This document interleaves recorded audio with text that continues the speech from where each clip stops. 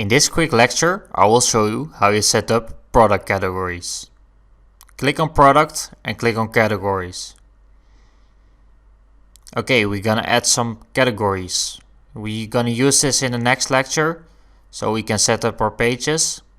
So we need those categories first and then we're gonna create pages. So I'm gonna enter here sweaters and I'm gonna click add on category and I'm gonna name this shirts and I'm gonna click on add category. Okay, that's great. So now we have our categories. Okay, that was it for this quick lecture, and in the next lecture we're gonna create pages with these categories. Thanks for watching.